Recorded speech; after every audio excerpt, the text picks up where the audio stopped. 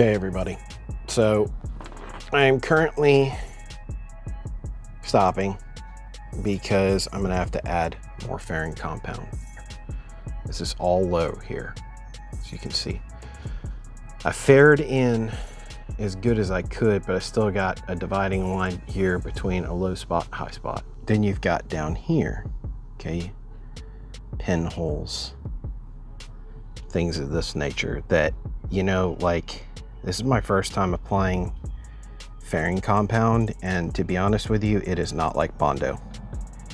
This stuff is a nightmare to sand, and you know, there's just spots in here that are gonna have to be fixed.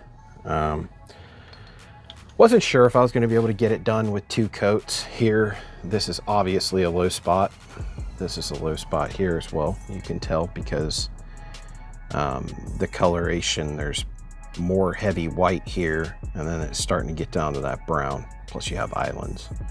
So I also am trying to make a nice beveled edge here with compound, and obviously there's nothing there.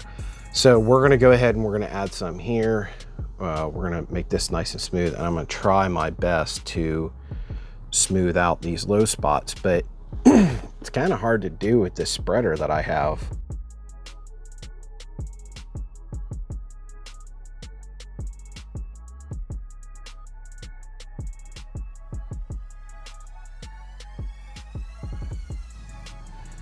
Well, good morning, everyone. Today is Sunday. Yesterday, I did not record it, but I went ahead and put a pretty hefty coat of fairing compound on the boat.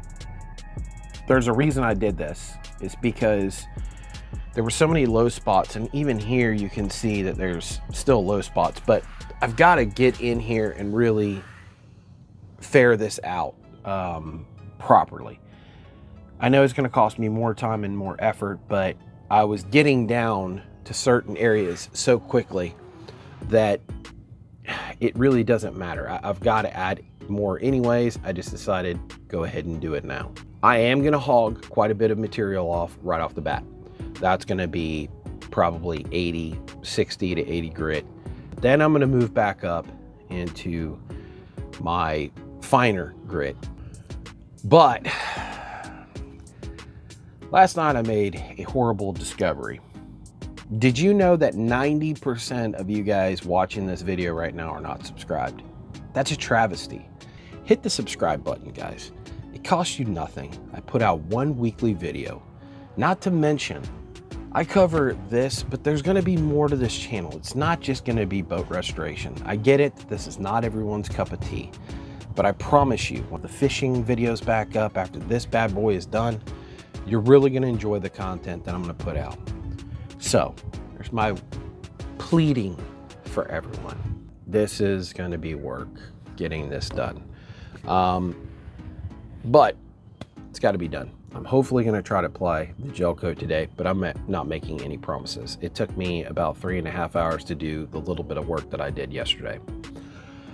You will see yesterday that I got the bow eye block put in. I'm gonna drill that out. I don't know when, but it's not so much of a priority as this is.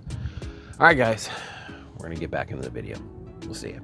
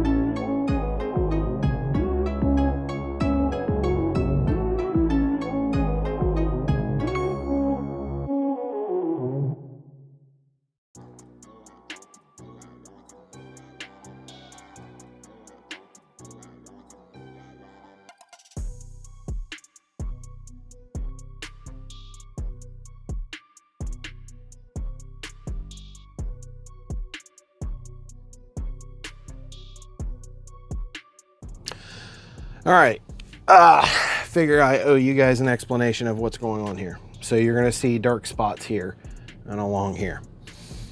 I was hurtling towards the process of starting doing my gel coat. As I started applying the fairing compound, what I was finding was it was getting harder and harder to see where my pre-drill holes were. So I was like, crap, if I don't do this correctly, you know, I made those plugs. I filled those with structural putty so that way I'm not drilling into the wood itself.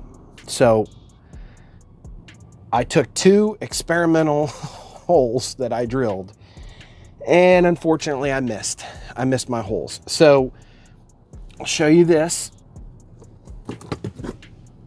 This is the original template for the skin. I already had my holes already pre-drilled. So what I did was I could still see some of the holes, not all of them, but I could still see some of them. I could still see this one, this one, this one, this one, this one, and I could still see this one.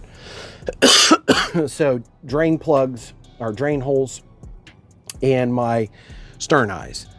So at that point I was like, okay, well, if I know those are my reference points, I just went ahead and drilled them out, and they are completely 100% in the structural putty, so there is no leakage at all. There's no wood exposed.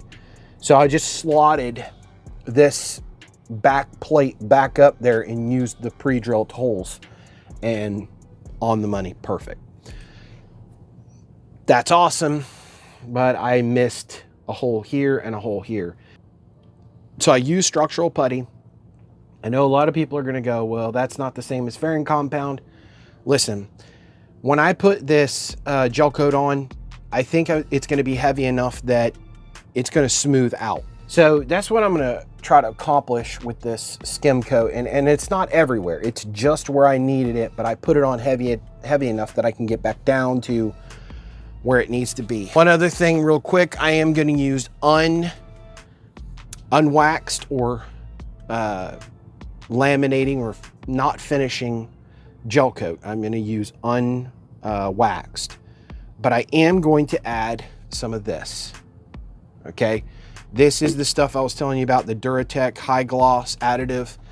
I'm going to do this not with my dump gun because of the size of this area. It does not justify pulling out everything, mixing everything.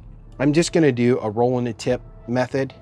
And by using the high gloss additive, the Duratec, from everything I understand, it's not like spraying. It is not going to lay out near as flat as spraying, but it is going to be a lot smoother than if I was to just use regular gel coat. It says to use it in between each coat, but I'm just going to try to do one good heavy coat and see where we're at from there.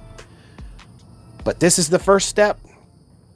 After this, it is, you know, sand it back down, make sure everything's nice and clean, and wipe down with acetone. And then from there, it's going to be applying the gel coat. But kind of one step back here. That was very stupid of me to do that. I wish, I don't know what I was thinking. I could have done this method that I used the whole time, but I didn't. I am probably going to end up getting gel coat in some of the holes. It is what it is. At least it's a marker. I'm not really concerned about it. I can always re-drill from the back side. But that's where we're at, guys. Hopefully you're going to see me sanding this one more time and then starting the gel coat process. All right.